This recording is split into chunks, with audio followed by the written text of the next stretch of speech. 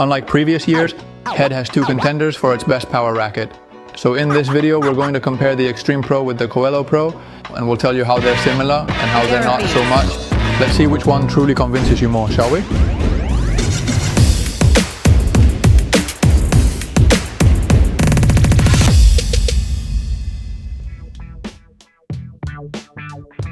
Let's get into the comparison of Head's two power rackets. This year, both the Extreme Pro and the Coello Pro. An Extreme Pro that was also previously Arturo Coello's racket, also known as the Delta Pro, but this year he has his own with his name on it.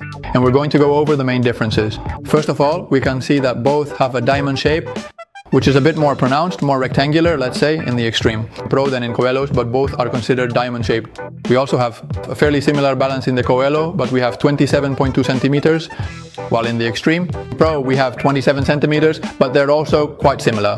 But the Coello Pro in general tends to be a bit heavier, so it typically ranges around 375 grams, give or take 5 grams, while the Extreme Pro, on the other hand, starts at around 370 grams. The drilling pattern isn't exactly the same, but you can clearly sense the very same intention, which is ultimately to leave the smaller, more delicate holes in the absolute center and the larger, more prominent ones on the outer part. As for the rubber, we also have power foam, a carbon frame, and auxetic and graphene are always a given. You always have to have them in these rackets, especially if they're high-end and power focused. From Head, the rough finish is 3D. It doesn't keep the same pattern, it's somewhat less pronounced or less noticeable. The one on the Coello Pro with that roughness in the shape of Arturo's logo crowns. And here it's much more spread out across the surface of the racket, but both are 3D with small dots. And now moving down to the throat of the racket, we can see that they are very similar, but the Coello Pro wouldn't have this horizontal beam, whereas the Extreme. But on the Extreme Pro, both have a standard size grip. However, on the Extreme Pro, the butt cap is the soft one that everyone likes, whereas on the Pro model we don't have that feature. Lastly, the wrist cord comes out from the center of the butt cap on both rackets, but on these we have a replaceable, durable rope style cord, whereas on the Coello Pro it would be a rope style cord but not easily replaceable.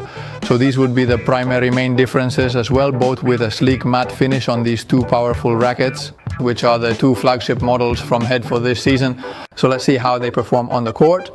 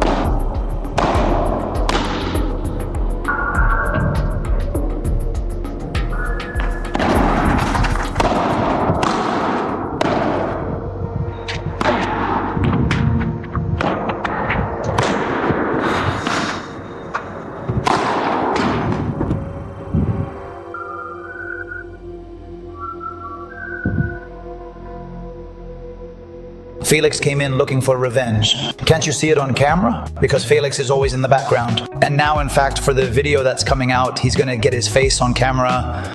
I've actually been hit quite a bit, to be honest. Quite a bit, actually. Well, the comparison rackets. For me, personally, this particular one feels noticeably lighter than the extreme version. Basically, because I think this one is less head heavy. I think both deliver quite a lot of power up top, but I think I'd go with this one because it's just a bit softer. It lets me control it a bit more and it seems a bit more technical. Maybe it's just a matter of getting used to it. Maybe over time I might end up liking that one more, I don't know, but at first glance I think Coello is softer and easier to handle. I'll stick with that one. Yeah, but they're quite similar rackets. All things considered, there isn't a difference. This one feels a bit stiffer, so I think it's this one. I mean, it's all carbon and the feel is just a bit stiffer overall. But they're rackets that, in terms of maneuverability and so on, it's also true that we can really see that there isn't much change when it comes to the mold. I mean, the bridge does change a little, but not much else.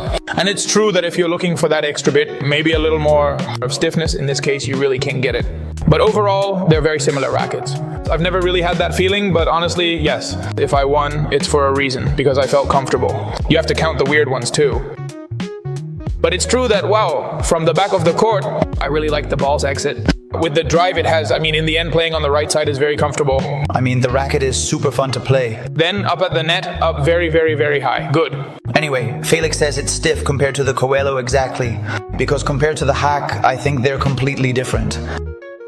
So it's a dry hardness, and this one is quite reactive, even though it's stiffer than the Coello. Absolutely. I think we've compared it before. Coello was comparing it with the XPLO in terms of the reactivity it has, but they're not dry rackets. Head hasn't been used to making dry rackets lately, stiff rackets like the Voller, for example. Lately, or? In this case, the hack, as Sergey is mentioning, in terms of style, it's more reactive. Rackets that are quite lively, very reactive, each with their own differences, but both with a pretty flexible and adaptable feel when compared to other options. To truly hard rackets like the hack, the Metal Bone, or LeBron's. That's exactly it indeed. All right. The comparison between these two amazing rackets has come to an end. Here's the button for the Zona de Padel channel so you can subscribe and not miss out any news in the world of Padel. And here's another great video like the top Palas de Power Por, in case neither of these two worked for you. But hey, maybe it's not the racket, maybe it's you. Bye.